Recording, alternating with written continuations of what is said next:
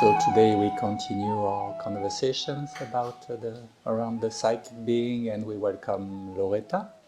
Loretta, thank you for having accepted our invitation. We have a frame of a few questions, but we can freely elaborate on about this question. My first question would be, are you in contact with your psychic being?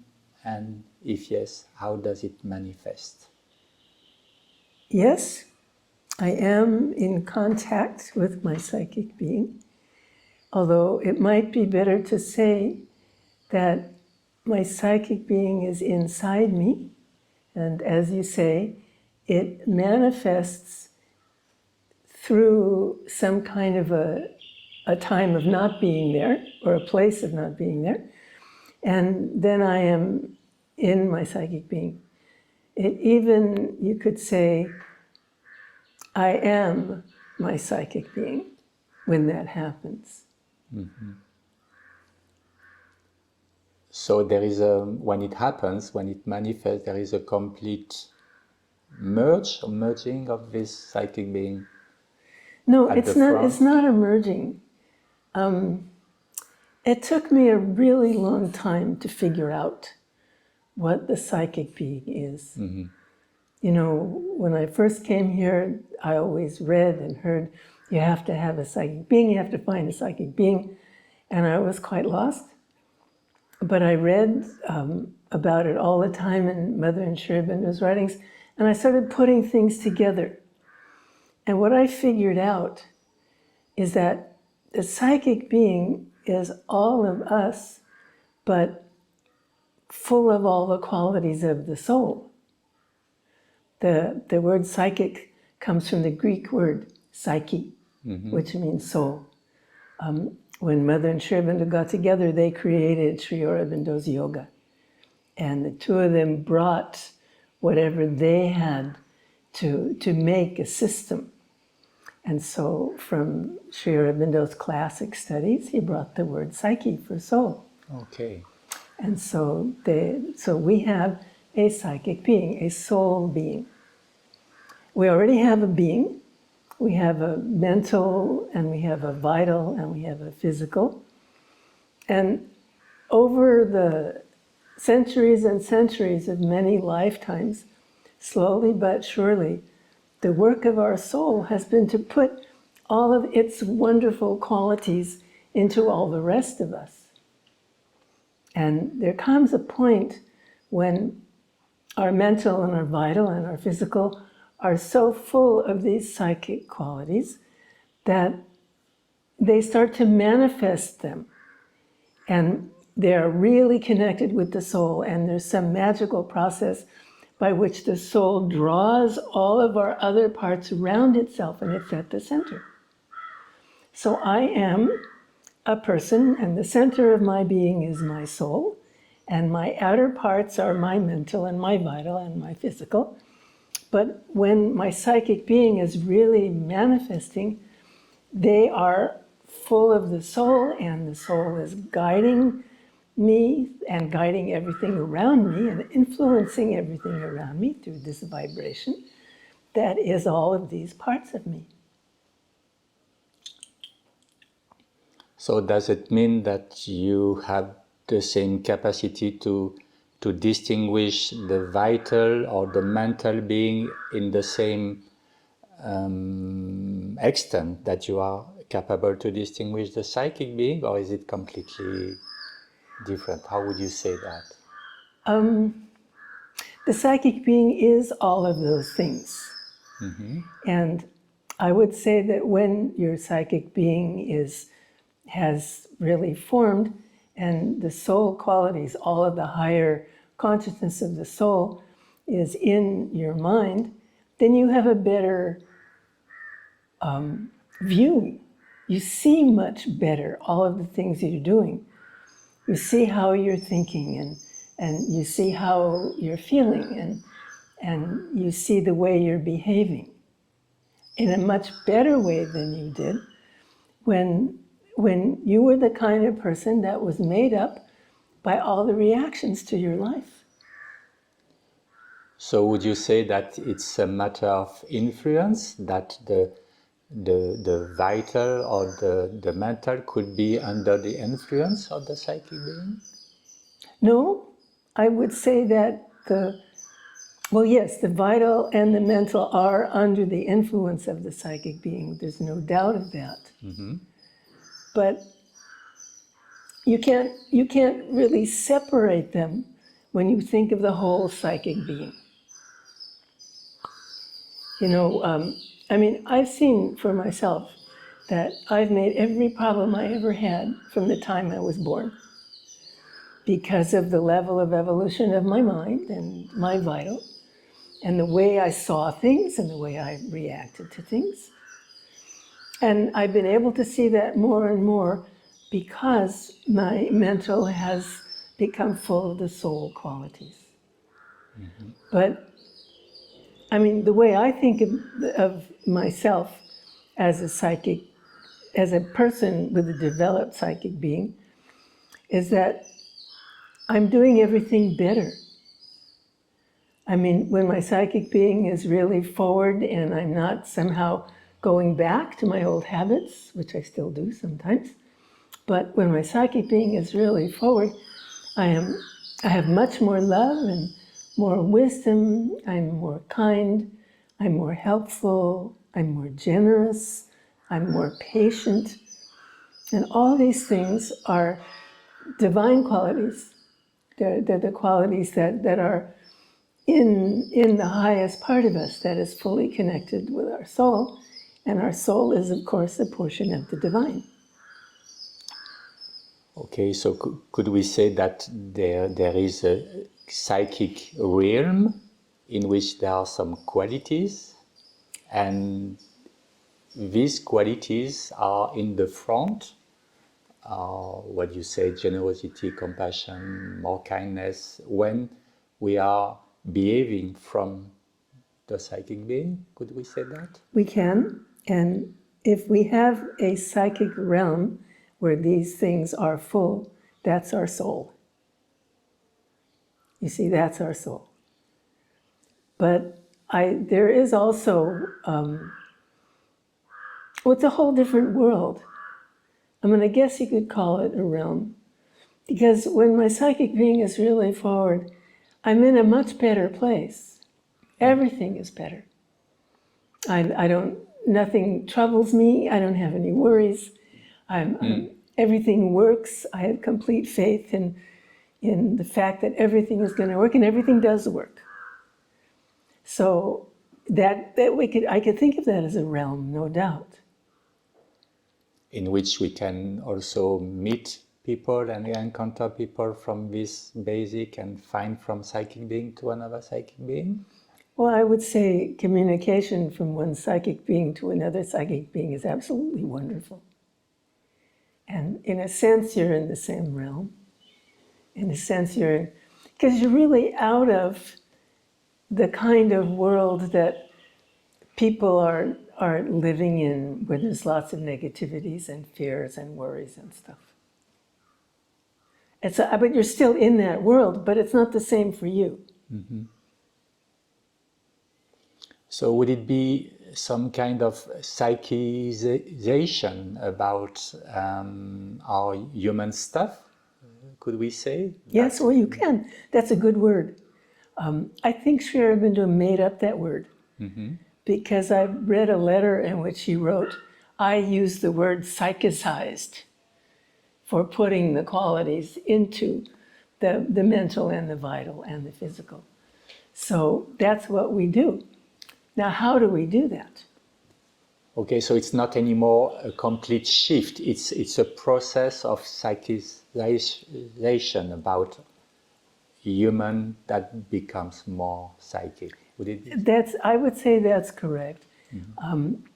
If you already have a fairly well-formed psychic being and you don't understand that it's there, you just know that you feel good sometimes, and suddenly it comes forward, it's a complete shift for you at the moment. But it's not a complete shift of development. The development takes a long time. Yeah. It takes a long time. Could you share with us a little bit about what is your practice and how it came to that you are experiencing today? Yes, sure. I do have a method. It's a very particular method. And what I do is I watch myself and I see what I'm doing with my mind and with my vital and even with my body. And I see whether it's really the best thing that I think I could do. And if it's not, I want something else. Mm-hmm. So then I put that part of the behavior kind of out of my being. I set it to the side. Okay. And then, because really, God help me, do I know what to do? No, I don't know what to do. So I ask for help. And I ask Mother and Sri Aurobindo. I ask them to help. I surrender the whole process, myself and the whole process to them. And this happens to be the classic work of doing Sri Aurobindo's yoga. Aspiration, rejection, and surrender. That's what it is.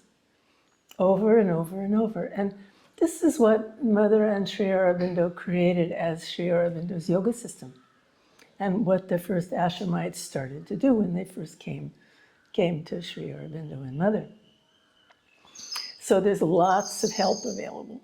I mean, not only because Mother and Sri Aurobindo are there and working all the time, but because the ashramites wrote hundreds of letters about their problems along the way. And these are all in the books. They're like now 4 volumes of Sri Aurobindo's letters on yoga, really nicely arranged in different categories. So if I have a problem or I start thinking about something that I want to know more about, I go to their books. Mm-hmm. And this is also finding your psychic being, or that is to say, getting to the point where you have a fully formed and organized psychic being, is the first major step in Sri Aurobindo's yoga. There are only 3 steps. One is the psychic being. The other is having your consciousness also open to receiving from above. And the third is living a divine life in service for the divine. So it's actually super important. And it's become really important to me. I mean, I would so much rather feel the way I feel when my psychic being is completely in my whole being, when all the psychic parts are only what I am, and I don't somehow slip back into the other stuff. So back to the method that you were describing, you were talking about self-observation, and so did you develop some kind of assessment that there is some discomfort or some incongruence within yourself that lead you to say, oh, this is not good, I should do something else? How is it happening? I think I started out with the normal things that we're taught always as children. You know, the better things to do and the right things to do. And then, of course, I was reading Mother and Sri Aurobindo, so I had even more ideas. But it took me a really long time to figure out that I was supposed to be actually doing this to the degree that I'm doing it now. Mm-hmm. But yes, and of course that's aspiration. For aspiration, rejection, and surrender. Okay. And then I say, no, don't want that, don't like it. And so I'm not going to do that. So you put aside? That's rejection. Okay, but if it comes back? Well, it comes back a lot. Mother explained that it goes down into the subconscious, and it waits around there for its chance to come up, because everything wants to manifest. So it's a big job to clean that out. That's why you need help. Mm-hmm. And I've learned that you don't just say, Mother, please do it. You take the whole thing, you and what you are and the process and everything, and you do your best to really open to them and try not to take it back. because we do something, we take it back. So this is the surrender? And that's surrender. And that's surrender. And things happen. I found I don't suddenly realize, okay, no, that's not happening anymore. But things get bitter. Things get there's huge changes and much more comfort and relaxation. But it takes a long time because we've really made it a hard fight for ourselves. And the customs of the world, such as they are, has made it a hard fight and difficult. And is it possible to say at some point, okay, this is gone for good, or shall we constantly be cautious that it might come back at some point? I'm not sure about having that thing of this is gone for good. I mean, sometimes I think, oh, hey, I haven't done that. That hasn't happened in a long time. But you read Mother's questions and answers, her classes to the students, and she says people come to her and complain, and she tells them, if you have to do it 1,000 times, 10,000 times, 100,000 times, you keep doing it. Okay. And eventually you have a result. But the more we are connected to our soul and to Mother and Sri Aurobindo, the better it is and the faster it is. Loretta, could you share with us some significant moment in which something happened? There was a before and after, some key moments in your life. Yes, I didn't think of it. I didn't have let's say, the detachment of consciousness to realize what that was. But the first time, I believe, the first time my psychic being really came forward was the first time I saw the Mother. Mm-hmm. That was in March of 1972. And I didn't know anything about Mother. I didn't know anything about Sri Aurobindo. I hadn't read hardly anything, just a little bit of one of Mother's books. But I had an experience of immortality in the body. And I knew that could happen. And somebody told me, oh, there's a lady called the Mother of the Sri Aurobindo ashram who's doing this work. So I came to see Mother. Mm-hmm. And they let me come to her room and have her darshan. And when I was in front of Mother, and what you always did is Mother would sit in her chair and you would kneel down in front of her and look up into her face. And when I looked up into Mother's face, that was it. That was it. Everything was gone. There was nothing but light and beauty, and Mother was the youngest, the most beautiful and shining person I ever saw, and everything was wonderful. I was totally happy. And they tell you to put your head on Mother's lap. I put my head on Mother's lap, and Mother blessed me. She touched the top of my head. I still feel that touch. And then I decided I'm never getting up. That's what I thought. I remember those thoughts. I'm never getting up. This is what I've wanted all my life. And I'm going to stay right here. Nobody can make me move. And nobody touched me. It was a complete silence. And some force took me up. I was totally unconscious. Onto my feet, turned me around, marched me out until I was too far to come back. And I wasn't conscious until I was almost down to the ground level. But that feeling stayed with me for days. And now I know what that was. Mm-hmm. I was just, my whole psychic being was there, full of psychic consciousness. And gradually it faded off. And I didn't really notice it, because it was all new for me. I didn't know anything. And I found that whenever I saw Mother in her room, that happened. The same thing happened to me. I still didn't think of it as this is my psychic being. I didn't know enough. But that was there, and it stayed for a while, and then it went away. And now I find in the darshans today, Mother's gone, Sri Aurobindo is gone. But if I go to the ashram for darshan, I'm in that same consciousness. Oh, you are capable to reconnect in the same... I don't think I would say I'm capable to reconnect. It's automatic. The soul and the psychic being, they're in that atmosphere and they come out. And this has led me to believe that when Mother and Sri Aurobindo were here, and people were living around them in the ashram, they were in this consciousness a lot. The people, I mean. Very much more of the psychic being was forward in them. I find it happens when I read Mother and Sri Aurobindo's books.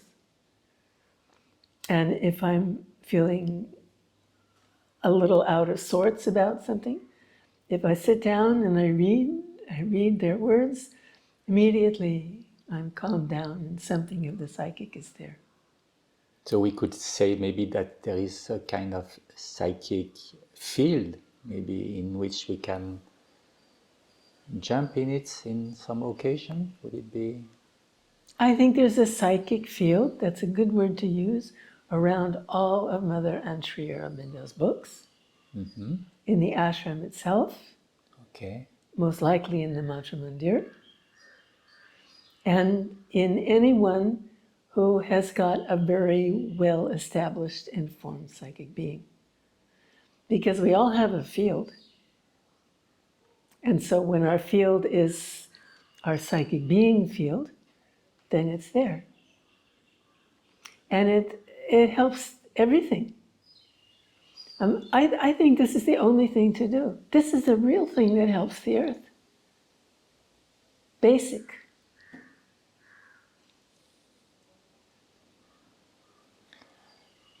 Now, could we talk a little bit about the traps? Is there something you should be cautious about? Is there some threats or some traps you are facing in your daily routine, in your daily practice? Yeah, there are things that, as you say, trap me and carry me away from all the good things of the psychic. And they're things I do to myself. That doesn't come from outside anywhere. It's always what I do to myself. One of them is worry. And I don't mean worry about a thing or a particular problem. I mean the state of being worried about something. Okay, whatever it is. Whatever it is, whatever circumstances bring. And I go into that, and that worry. Another one is blaming other people or anything else for anything I've done. And that's really easy to fall into, or that because of that, I'm doing this. Yeah. But I know that I'm making myself feel bad when I feel bad. In fact, there's a really great thing that the mother said. She said, if you say, oh, this person is difficult, or that circumstance is causing problem, what you should be saying is, my surrender is not perfect. It's not complete. It's not complete. It's not complete. Other things, getting caught in the mind's endless telling stories about everything, which is what my mind tries to do all day long. That's the nature of the mind. And it's getting, my mind is a little better because there's more psychicization. Yeah. But it's still doing its thing, and it can slip into lower things. Getting caught in the vital, in emotions and sensations and any negative feelings and sudden impulses, things like that. Getting caught in physical pains and stuff, And then I have to say, oops, I've got to put the light there. Because when the light's there, it doesn't hurt. And then, let's see.